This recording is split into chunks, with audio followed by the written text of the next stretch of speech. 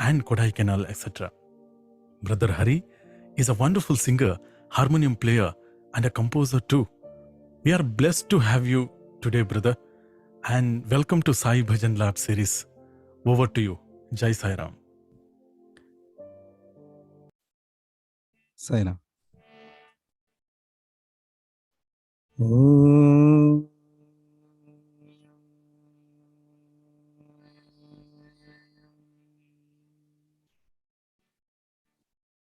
Om.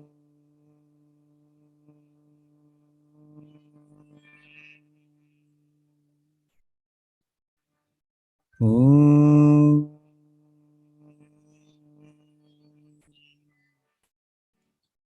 Anyata Sharanam Nasti Tvameva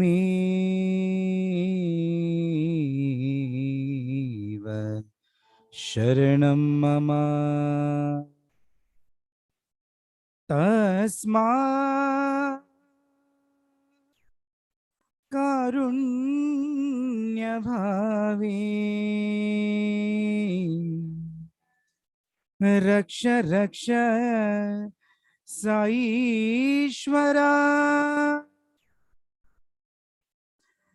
Saishwara.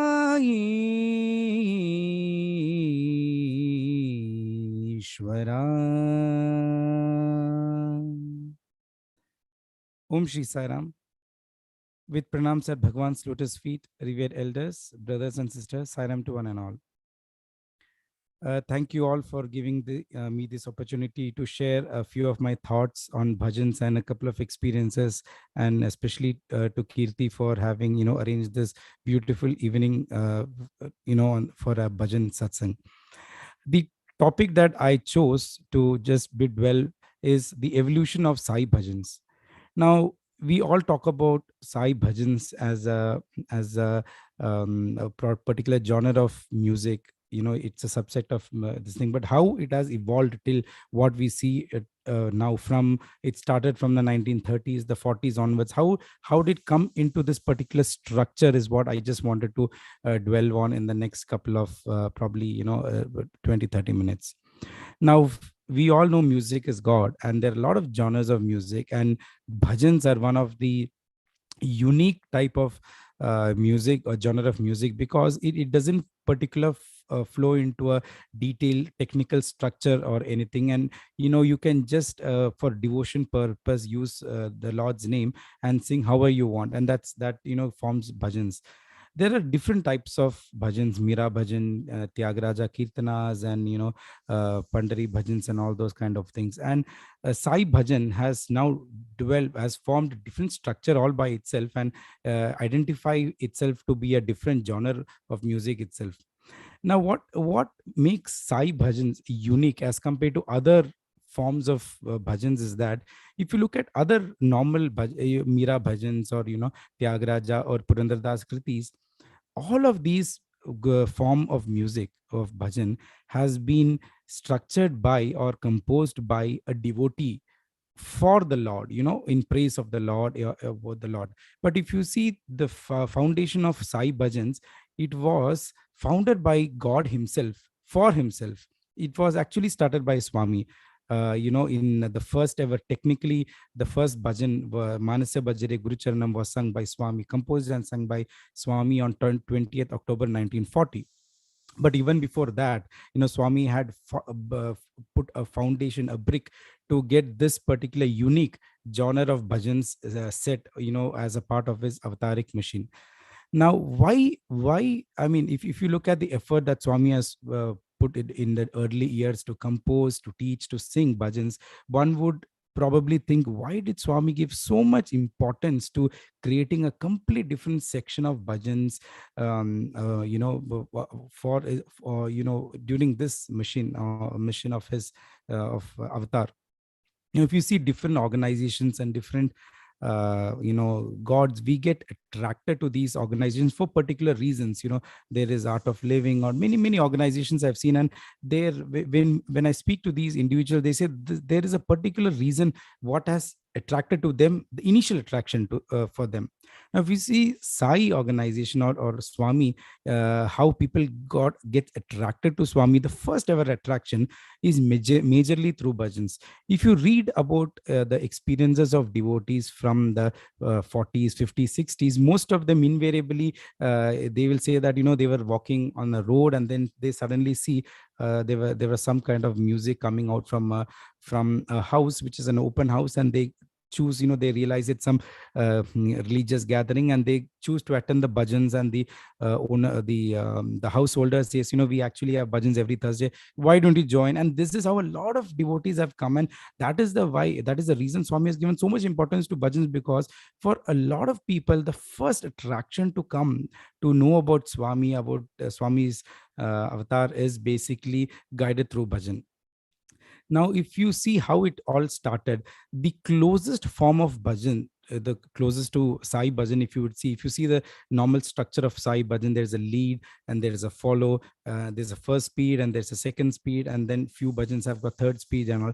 The closest structure is basically the Marathi abhangs, where they have this high pitched, abhangs being sung by lead, and there's a follow, and then they keep on increasing the tempo.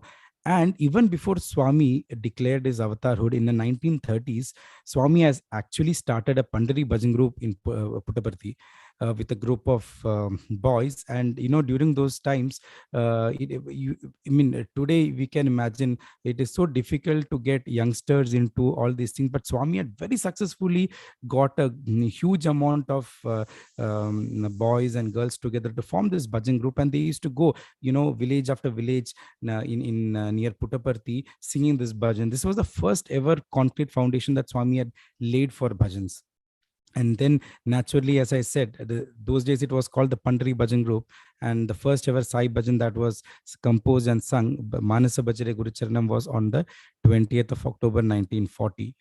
Now, when Swami speaks about bhajan, one of the very important, another unique aspect Swami differentiates is between kirtanam and sankirtanam. Swami says, when you sing alone, the impact that you can give is lesser as compared to a group singing. And that is why Swami has always promoted the idea of people singing together, and the entire concept of bhajan has come. And Swami further says, and if you see the again evolution of bhajans, there are four types of kirtanam. Swami says is Leela kirtanam, Nama kirtanam, Guna kirtanam, at least Bhava kirtanam. Finally, it comes. So if you see the evolution of bhajans from the 40s and the 50s, these were the initial times of bhajans where Swami used to compose bhajans. But there were nobody knew what is a bhajan. So Swami used to actually compose bhajans. Swami used to identify individuals and tell, why don't you, listen to this bhajan, learn this bhajan, and now you start leading. And those initial times, there are, the daughters of, Venkata Subbaraju, who was the then, who was taking care of the old in Patha Bandir, the Sanctum Sanctorum, their daughters Jayama and Lakshmi Devamma, and then even a daughter of Sheshagiri Rao, Sundaramma and Shardamma. These were these families that Swami had identified to teach bhajans, so that they can then teach to others. So this is basically, if you see, a form of Leela Kirtanam, because Swami actually had, he used to sing bhajans in Chitravati and all those kind of things. It was all of Leela. And in the 40s and 50s, I'm breaking down it into two decades, because it's easier to see how it has evolved. In the 40s and 50s, it was all initially that Swami used to teach. Swami had put lots and lots and effort, because if you see most of the earlier bhajans, Swami used to lead. Swami used to actually lead the aarti, and do the aarti and teach people how to do aarti. Then only it was not something that a devotee had formalized these structures. Swami had given a proper structure of how to have all these things. And as early as 45, 46 is the first ever Akhanda Bhajan that was held in Bangalore. And of course, it was most of us know the story, but it is nice to recollect that they had written to Swami that we are planning to do a 24-hour bhajan, and Swami writes back and say, I'm going to come to attend the bhajan. And the devotees write back to Swami saying, don't come, because if you come for the bhajan, our all concentration will be on the bhajans, on you, and we will not be able to do the bhajan properly. And then Swami writes back, no worries, I will somehow distance myself and not trouble the bhajans, but I still want to be a part of the bhajan. Swami comes all the way to Bangalore to attend the bhajans, and this for the formative years of bhajan, the 40s and 50s. And from slowly this Leela Kirtanam, about Swami's Leela, it slowly transferred into Nama Kirtanam, because a lot of now devotees also started composing and singing bhajans, the very old formative years of bhajans.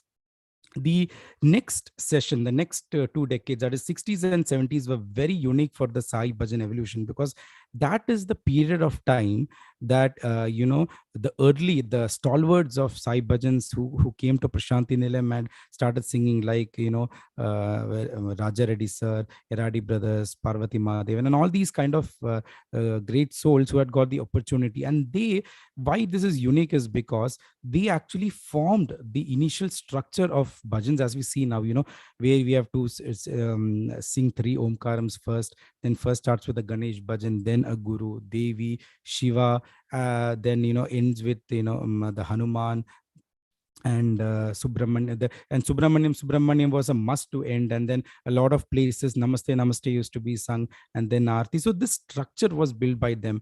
And those Eradi sir used to say, when he used to speak to us, they were all, he used to say, our voices are all pre mic era. So those days there were no mics, they had to scream and sing, and they had to ensure that all the bhajans they sing are very high tone for people to follow. Because if you sit in the mandir, if there are 100 200 people and you're singing without mic, you had to have that reach kind of bhajan. So and bhajans were very straightforward and very this thing. So bhajans like Raja Reddy sir's bhajan, like Shri Kari Kripa Kari Kshemam Kari Saishwari. It was very straight, so that people could follow, they could listen. When Eradi brothers first came, I mean, they were handpicked by Swami from Kerala. They sang Chitta Chora Yashoda ke bal, Chitta Chora Yashoda ke bal, Navanita Chora Gopal. These bhajans, which is, it goes toward a big crescendo and it ends. And these were the kind of bhajans Parvati Mahadevan used to sing, Bolo Bolo, Sammil Bolo, and all those kind of bhajans.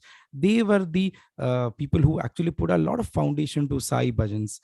After 60s and 70s, these were, and that is the time when this from Nama, so initially from the Leela Kirtanam, it came to Nama Kirtanam, how they were composing. But in this, they were talking about Nama Kirtanam to Guna Kirtanam, where they were actually started telling a lot of things about Swami. Swami is this, Swami as that. And each period was also, bhajan was used as a particular medium. For example, in the 40s and 50s, initially during those time, it was to attract people.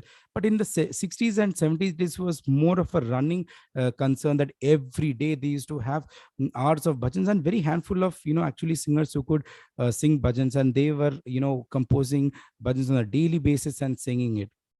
But if you look at the next phase, that is the 80s and 90s, for me personally, I would say that was the golden era of bhajans. From Guna Kirtanam, it actually went into Bhava Kirtanam. And the reason for that is because a lot of, if you see from the 80s onwards, that's when the institute was set up, and a lot of youngsters, students came to Swami, and then the student community started composing and singing bhajans. Now, and bhajan now no longer became a medium of attracting or an ongoing basis, but bhajan became a medium of communication with Swami. And there was a huge difference between, again, how devotees look up to Swami and how the students used to look up to Swami. And that's the time when there was a restructuring of entire bhajans, and that's why I call it a golden era of bhajan, because from them, that restructuring basically then it went on till now, where how we are mostly following it in Prashanti Nilayam, other places. So this was a method of communication to Swami. So for example, bhajans like भगत वत्सल तेरो नाम ओ साई, और तेरे सिवा प्रभु कोई नहीं है, तुझको मेरा प्रणाम. It was full of bhava. And when you wanted to communicate something to Swami, it was very easy. They could actually compose bhajans and sing. During those days, the early students, what I've heard is that in the 80s and all, they used to in fact compose on a daily. They would compose and say, "This is what I'm going to sing today. I've just composed it today." And and they used to be very melodious, a lot of bhava and alaps like Har Pal Har. It is the alap of Bhaktavatsala Terunam. It forms a very nice meaning. If I just want to recollect on that, it says Har Pal Har Kshan. It says every moment, and every kshan of my life. Bhool kare hum. We keep on making a lot of mistakes. पग पग ठोकर खाए. We keep on slipping, on our way to Swami. एक पग आगे, दो पग पीछे Sai. For every one step that we take towards Swami, we take two steps behind.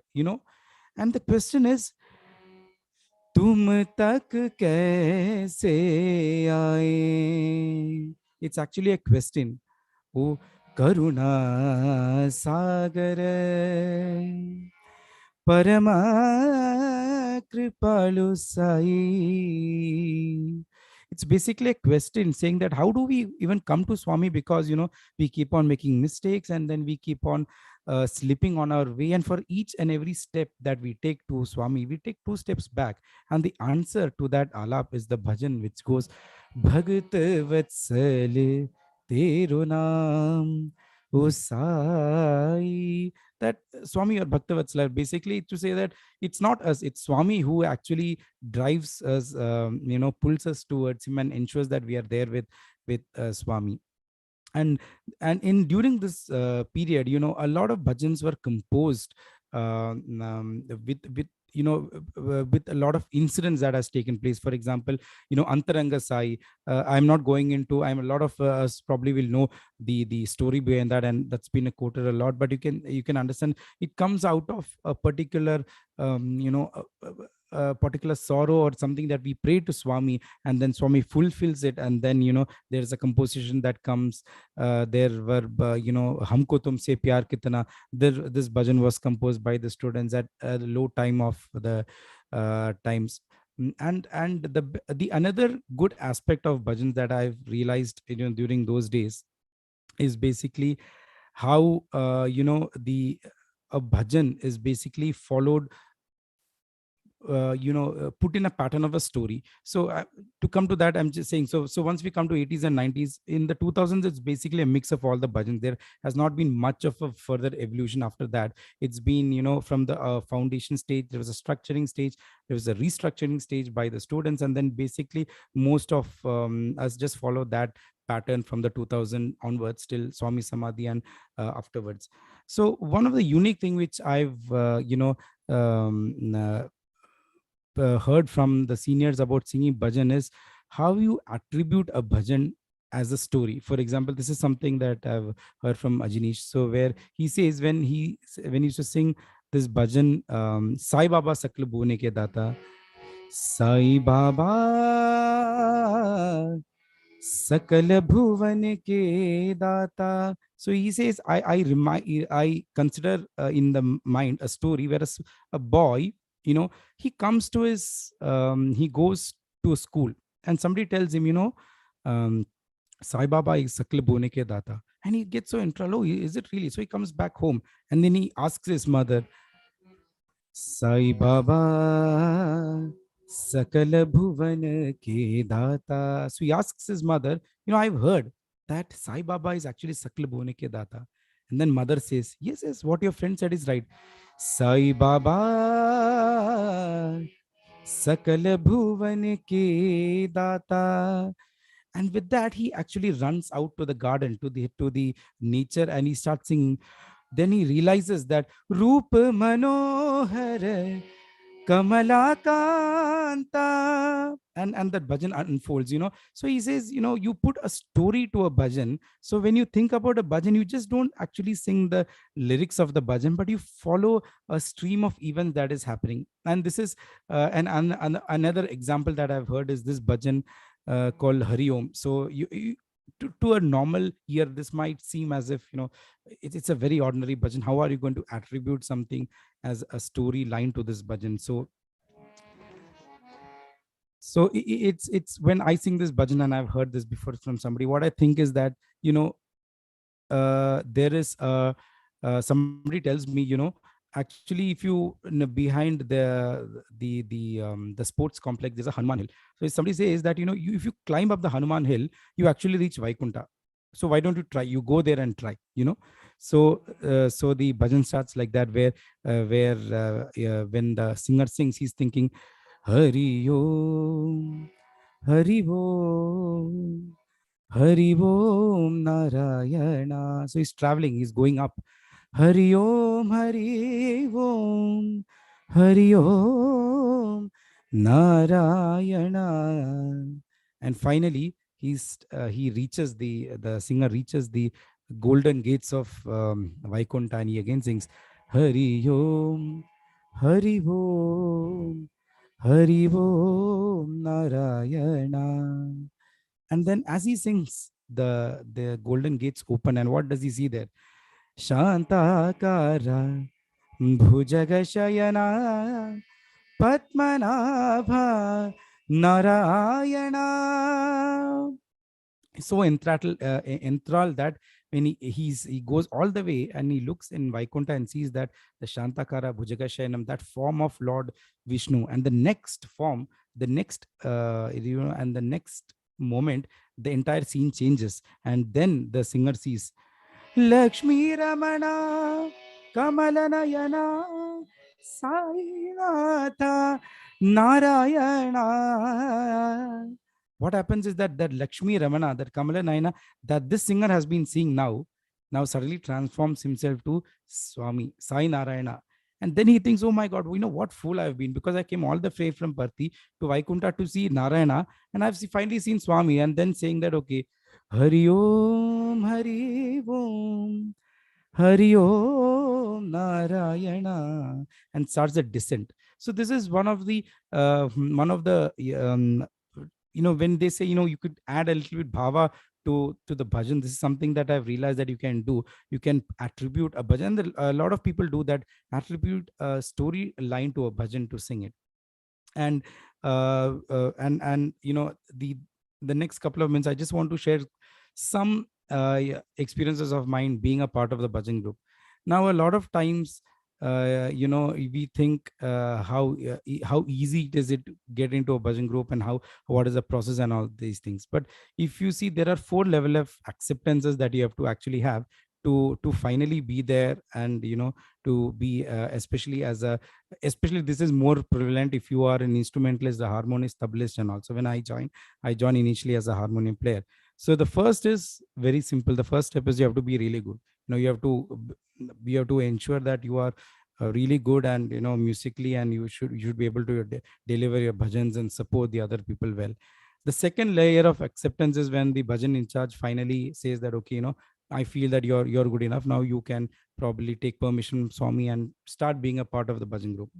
Then you do that, and you feel that you have finished the second particular step, and then you realize that much bigger step to take, that is that you have to get the acceptance of the entire bhajan group there, because people have to feel comfortable with you, and that actually takes a lot of time. And the fourth step is the most difficult, that Swami has to get comfortable with you. And a lot of times, when Swami comes out, you would have seen that Swami will just look out and see that, okay, this particular person or this particular instrument player, is he there or not? And Swami will actually wait for that person to show up, to then say, can you sing this, or can you arrange for this particular program? Because to get to that level of acceptance, it takes a lot of practice, and how to get that is basically out of practice.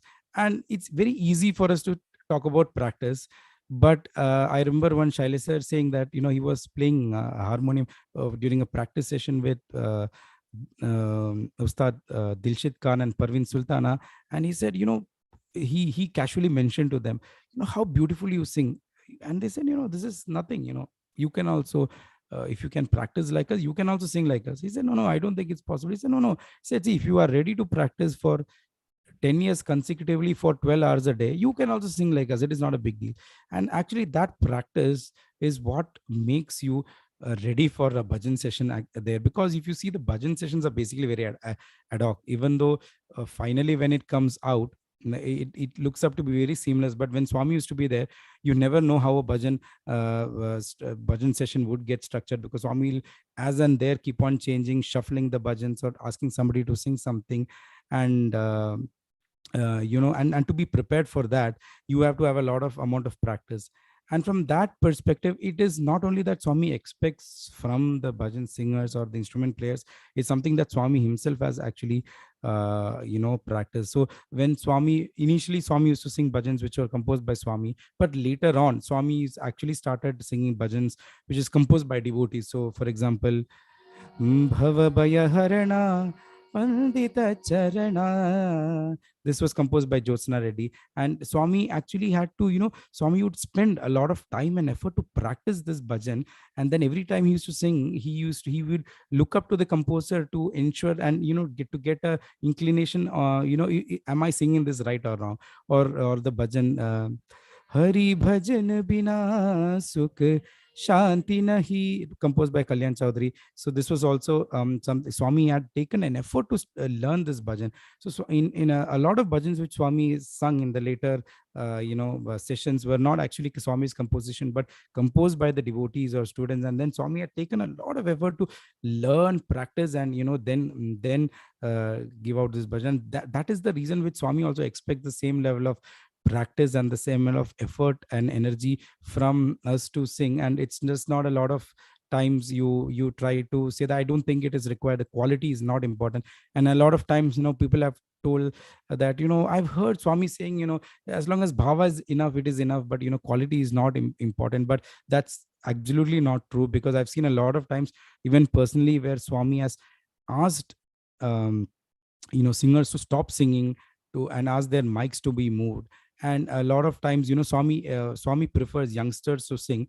And when there are elder people, even though they might be great stalwarts and musicians and bhajan singers, Swami used to ask him to, slowly, sideline. And this happened, I think, in one of the 2000s, the yearly meet where the alumni had come, and a lot of the old alumni was singing bhajans, and Swami came out and said, why the recent pass out boys are not singing. Swami wanted them also to sing, because Swami wanted the youngsters to start singing. And as even somebody as great as Raja Reddy sir says, you have to listen to his interview where he says, he sang for 25 years, and he was one person who came to Swami, and he used to stay with Swami, personally serve Swami, staying in Swami's room. But when he was 60 years old, when he came to Mandir and he was about to sing a bhajan, the mic was removed on Swami's instruction, and that was an instruction to him. He said, and if you go through the interview, he says, see, after staying with Swami for 25 years, I did not react, because I knew, yes, this is an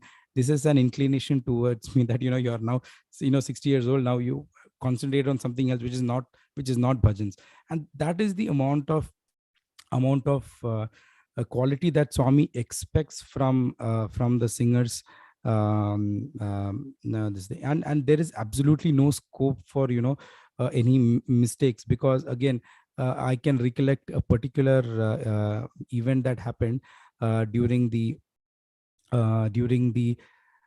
gold plating in the Kulwant Hall, the bhajans for temporarily moved to Purnachandra Auditorium. And at that point in time, during those days, the way Swami would indicate that the bhajan stops is that Swami is the footrest. There's used to be a sponge footrest on which Swami keeps his legs. Swami will push the footrest back. The moment Swami pushes the footrest back, it means the bhajan has stopped.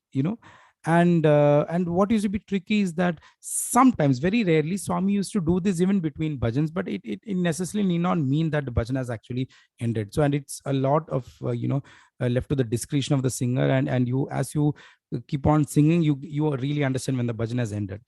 And with Purnachandra Auditorium, the big problem was that in the mandir, the singers were sitting right at Swami's feet, right at Swami's lotus feet. The singers used to sit and sing. So every movement of Swami, even a small limb, movement of a finger could be made out.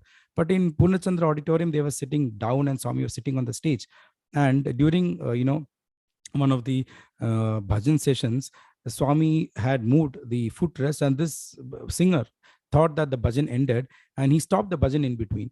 And further, when he realized that it was not actually meant to be end, he pushed the mic aside because he did not know what to do. It was a very small thing, and not because, and this happened between the first speed and second speed. A lot of people probably would not even have noticed this. But then, after the bhajan got over, Swami went back. Swami did not visibly show anything. One of the senior devotees came and called called the bhajan group in charge and said, Swami is calling you. And, immediately went inside. And all of us were wondering, what is there a feedback or something? And then he came back after 5 minutes and he said, Swami's instruction is that from tomorrow onwards, students will not sing bhajans.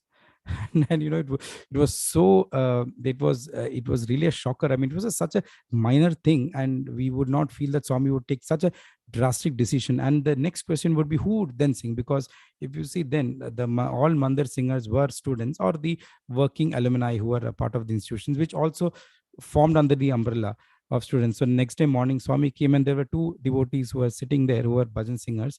That's all. There were just two of them who were sitting there. And it was almost 9 o'clock and the bhajans had to start. They did not know what to do. And then Swami came and said, only from today onwards, only two of you will sing. And for the next couple of weeks, I'm not sure how long this spanned, I can't recollect. I was in school back then. For a couple of weeks, only these two singers used to sing in the morning session and evening session. Of course, probably that was another blessing in disguise for them. But that is the amount of, importance Swami gives to how the bhajans are sung. And even if there's a small difference here or there, and how bhajans, how the singers make any mistakes in that. And even bhajans, which, for example, when a lot of times happens that you learn a new bhajan and come and then you sing it in front of Swami, and then Swami corrects us during bhajan, say that's not how it is. For example, there was this bhajan called Antar Jyoti Jalao Sai. So there was this student who went during the vacation and learned it from the composer, came back, and when he sang this bhajan for the first time, he sang this, अंतर ज्योत जगा दो साई, ब्रह्म सनातनी दया करो, दया करो हे पूर्ण ज्योतिर्मयी, शिव शक्तिमयी कृपा करो. So this note is different from the raga. So this boy, he sang it exactly like this, because that is what he recollect. During those days there was no cassette recorder or anything like that, so you generally learn it, then come and sing it immediately. After the bhajan, Swami said, this is not how I have given this bhajan to him, meaning to the composer. And then this boy went back and clarified with the composer how this bhajan should be. And then he said, it is Shiva Shakti Mai Kripa Karo. It is not that small, it is that, Shuddha Rishabham. So to that extent of, small note difference, which technically Swami's, I mean, in the physical form, Swami is listening to this bhajan for the first time, but Swami is saying that that's not how I've given to the composer. That's what Swami says. There is this bhajan, which one of my classmate sang in front of Swami in Vrindavan. Sai Deva Shri Ganesha Vande Vigna Vinasha Parvati Nandana Pati Purisha. And after the next bhajan was,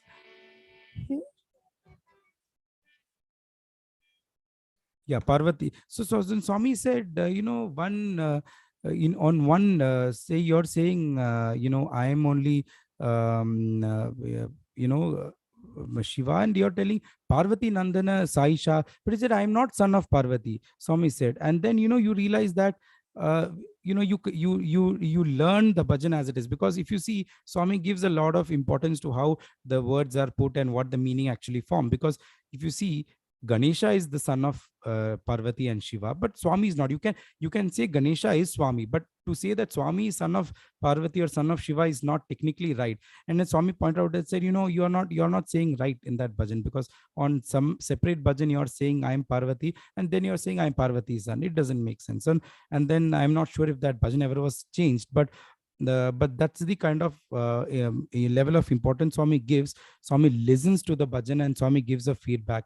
In Sundaram, this bhajan was sung like this: Shambho Purare, Shankara Murare. Instead of Murare, it was sung as Purare. And traditionally, it was always how it was sung. And when Swami came to, Sundaram once, and I was there, and when this bhajan was sung, Swami immediately corrected, said, no, it is not Shambho Purare, it is Shambho Murare. And these are the small kind of things that Swami actually gives a lot of importance. If you ask tabla players, you'll be very surprised to know that Swami will actually, if the tabla that they're playing for a bhajan is not matching Shruti, Swami will point out to them and ask them to change the tabla. I mean, with all the chorus and the lead and this thing, a lot of times we might not be actually able to listen to the Shruti of the tabla, but Swami gives so much importance to that, to say the Shruti of the tabla is actually not matching. It's not even the harmony. Swami will ask that to be changed. you know that is a level of importance Swami gives to bhajans. And once you reach that level and you want to get the confidence of Swami that you can sing well, then that's when Swami then will ensure that when, a lot of times when the programs are there, there are these professional musicians who generally come and sing, and end of that Swami will be very happy, and then Swami will call one or two of his students who actually sing very well in classical or something like that, and ask them to sing. And many of them actually sing much better than the professionals. And so you have to see the amount of happiness that Swami is there in Swami's face, when Swami is so proud to say, somebody has done it, and that all comes out of practice. And for a bhajan singer, what is the prime thing is to ensure that the people who are the final, a lot of times we feel that it's enough if Swami is happy, and we don't have to care about if the devotees are happy or not. But to be fair, the purpose of a lead singer or an instrumentalist is to basically support and guide the followers or the lead singers in during the course of the bhajan. If that particular aspect is not fulfilled, Swami will not automatically be happy about it. So once it happened that I just come to Mandir, and the Maladi brothers, they are very good devotees of Swami, and they come and sing in Swami's presence. And suddenly I was told that they are going to sing now. Swami asked them to sing, but they just came. They don't have any instrumentalists with them. They said, no, Swami has asked you to accompany them for their session. And these sessions happen ad hoc. Suddenly you're told, no, there's a program, and you just play. And then after the program, I was sitting. I was looking for a feedback from Swami as to what did Swami say, did Swami like or not. And what Swami did was, Swami asked them, how did this boy play? And they said, Swami, he played very well. They supported us very well in the harmonium. Then Swami looked to me and said, you have played harmonium and made them happy, which in turn made me happy. I'm very happy because of that. Because the point is that as a devotee, when they come, and as an instrumentalist, your prime requirement or prime thing is to actually support that lead singers. And if you have done that very well and they're happy with you, in turn Swami is happy with you. And even for the lead singers, that is very important. If you see bhajans where there is when you sing a bhajan, there are certain lead singers who sing a bhajan and they increase the energy so much. And you can see visibly when a lot of people start singing the bhajans, they Swami also gets really happy about it. But there's sometimes the bhajans are very dragging and slow. Not that we can't sing these slow bhajans, but sometimes if it doesn't fit into the crescendo, then Swami stops. I've seen, like, with no with no mistake of the singer or bhajan, like this particular bhajan. Jaya Ma, Jaya Ma, Jagadishwari Sai Ma. So there was some, a lot of devotees had come, and then suddenly somebody, one of the students, chose to sing this bhajan. I sang. It was very nice bhajan, but it didn't fit into that particular scheme of the that particular session. And Swami could visibly see that the people were not following, and it was very draggy. So after the first speech, Swami very nicely told, the boy, okay, you can stop now. That's enough. You need not go to the second speech. And that's because it is not in supporting the energy level of the bhajans. And the other, I just want to spend probably next 5-10 minutes just to see how these bhajans are structured also. So for example, in a session, if you see, generally, especially in samatis, you would have noticed that you have a particular set of singers, and they sing almost the same 10-20 bhajans. They keep on repeating. However, having the same number of singers and the same number of almost the same kind of bhajans, the the energy levels are different on different days. Some days you say, oh, today it was fantastic. Some days you feel that, oh, no, bhajans are not really, it was okay kind of thing. And that's basically nothing to do with the singers or the bhajan, just the way it is structured. And the ideally, how what happens is that when you have to look at the the energy level, or what is happening that particular session, and how the previous bhajan is happened, what is the next bhajan, and then you have to ensure what your bhajan you're singing. For example, let's say that there are two bhajans which is going on in Kalyani, one after the other. So for example, Koti Pranam Shat Koti Pranam.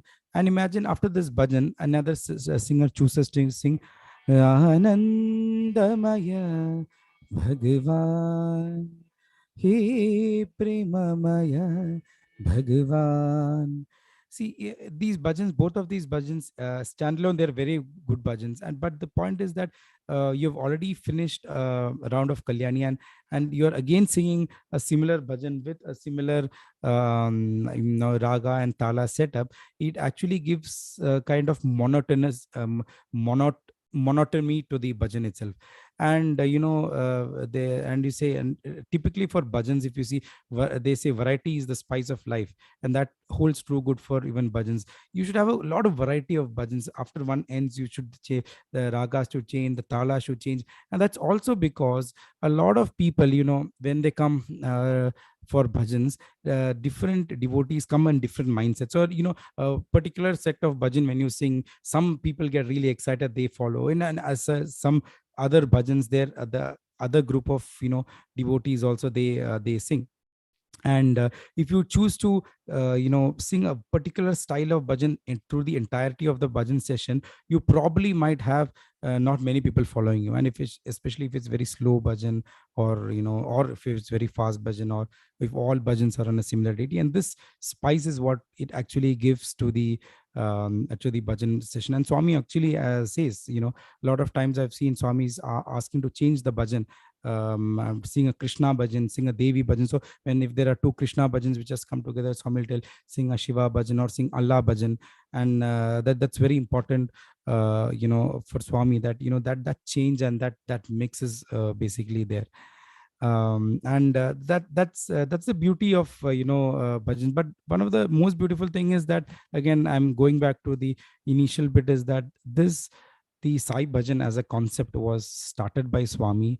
It was, for each, till the very end, Swami used to give so much feedback as to how to sing bhajan, how to, sing each line of a bhajan. If there is something wrong, even in a single line or a single word, Swami used to, give a lot of emphasis to it, correct people, correct the students, the devotees. And that is the effort that Swami has put in during the entire, the 85 years of Swami's life onto Sai Bhajans. And that's actually a gift from Swami to us, that we can continue singing the Sai Bhajans, and also in turn deriving bliss out of the bhajan session itself. And for that, we should be always very grateful to Swami. And I again, I think it's almost 50 minutes, and I take this opportunity again for thanking Kirti for arranging this session, and for all the devotees who have joined to take part in this satsang. And then I will stop with a small manglam which we generally used to sing in the erstwhile times in Sundaram.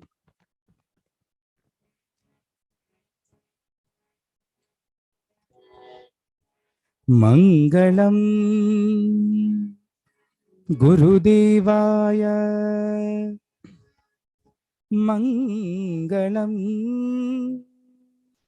Vishwakarmane, Mangalam Vedavedhyaya, Mangalam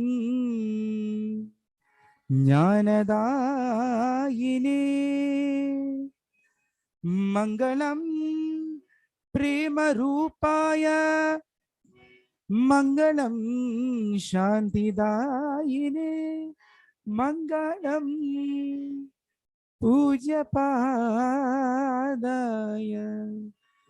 Mangalam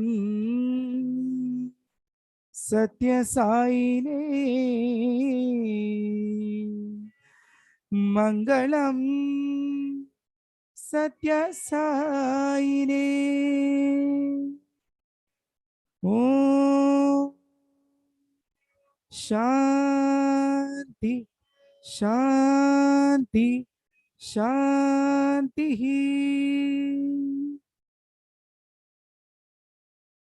Sir, I'm over to you, Kirti. Sarah, brother, such a wonderful session actually. And, there are a lot of take-home message actually in this wonderful session. I think we can continuously listen to these beautiful encounters with Bhagavan for hours. Surely we'll have more sessions to, learn this in depth in the future. And there are so many take-home messages, as I said. I mean, before ending, we'll just have to review this. Means, you beautifully explained about the, why Sai Bhajan has its own importance, because this is started by God Himself, and we have to give a lot of importance actually when we say that it is started by Bhagavan, and we have to follow, I think, all the guidelines given to us by Bhagavan. And you explained beautifully about all the different types of bhajans and how Swami took this bhajan evolution from Leela Sankirtan to Guna Sankirtan to finally the Bhava Sankirtan. Uh, that is a very important factor in which we are able to connect with Bhagavan. That is really beautiful actually. And thank you so much for this wonderful session. And just to have one question at the end, now you are outside the portals of Prashanti, Nilayam and the Bhajan group, and you are still attending, center bhajans. And what difference you will find now while offering the bhajan actually? Is it the same? And what practices you still perform before delivering a bhajan? Though you are a alumni of Swami student and a singer of Prashanti Mandir group. So it will be really helpful for, I think, all the bhajan aspirants who are present here. Sir. Yeah. So one of the things I think to see we when we say practice bhajan, there are two things. One thing is how to be musically ready, right? So one of the things I think most of the people I've seen their practice is something called as a bass practice, right?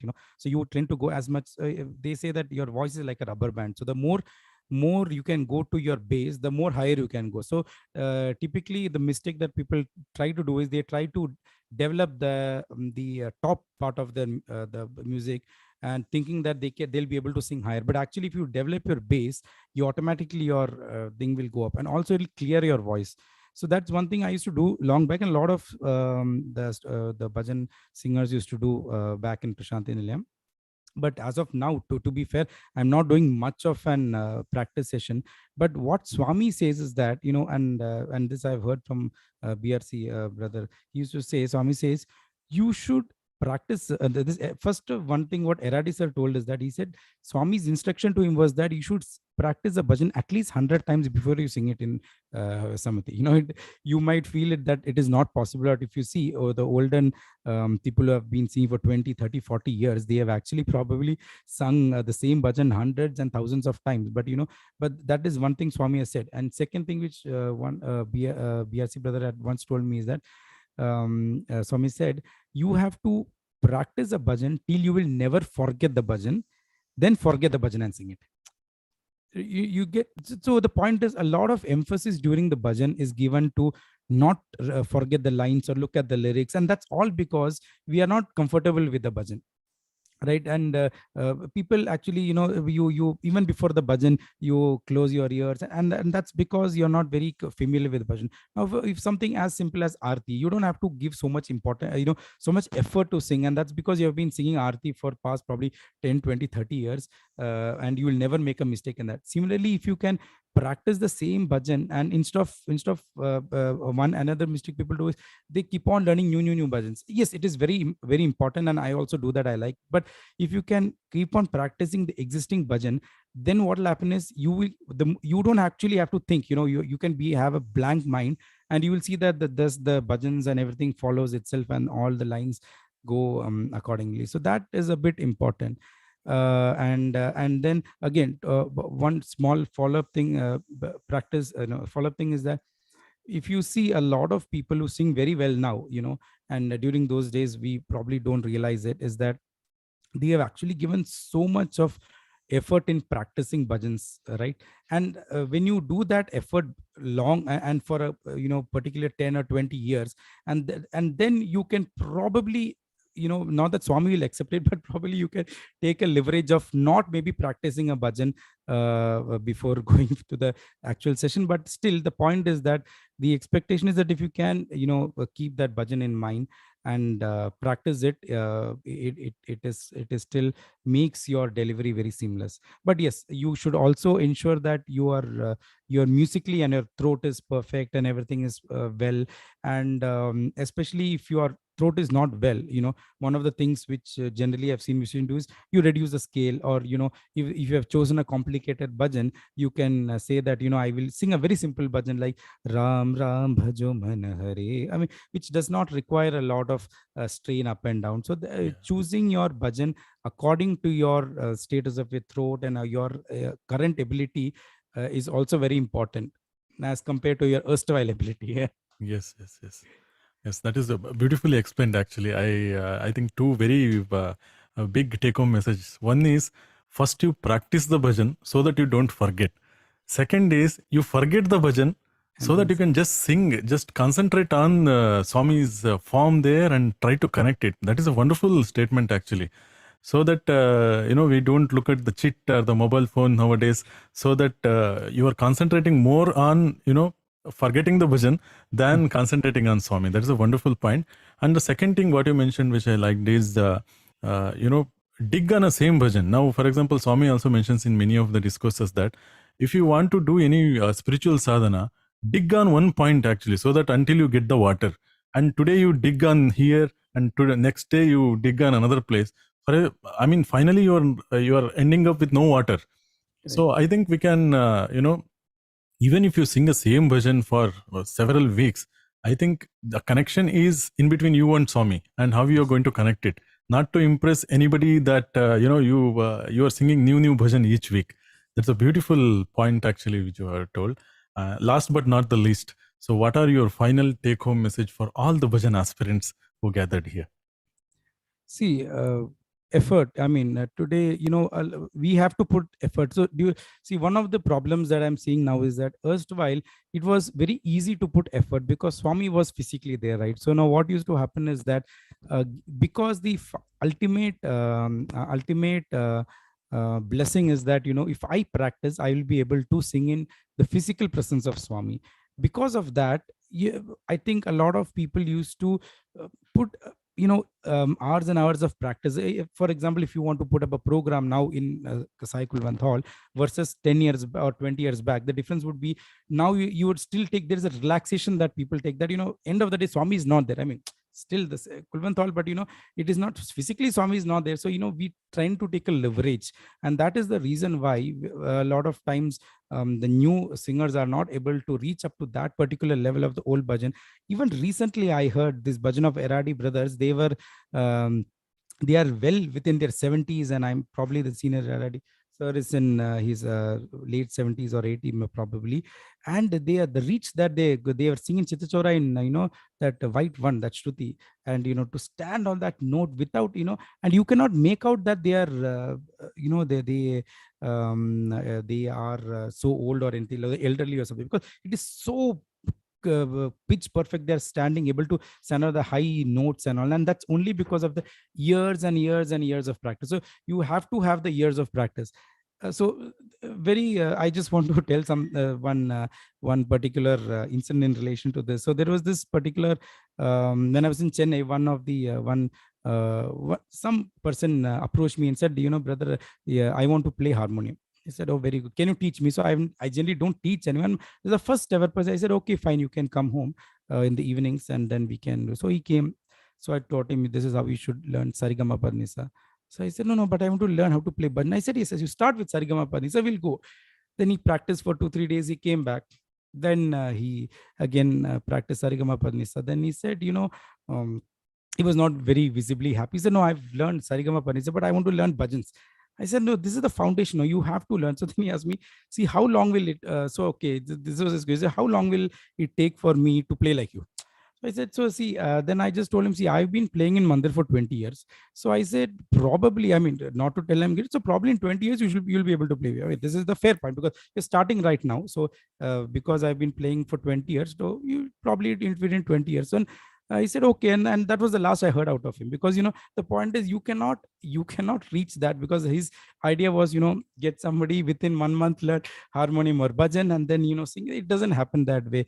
You have to give yourself for the next couple of years. It takes years and years and years of practice. And finally you realize that, and the final realization is that you can never be perfect, of course, from a music perspective. But the point is that it takes actually years of practice to reach where you are. And the old or the elder devotees, or who have been singing in front of Swami, they are people who have actually put in a lot of effort, effort after effort and effort. And that is the reason, finally they have been able to present this. So that is the basic thing. It's finally just come to one single point, that we have to be ready to put in that effort.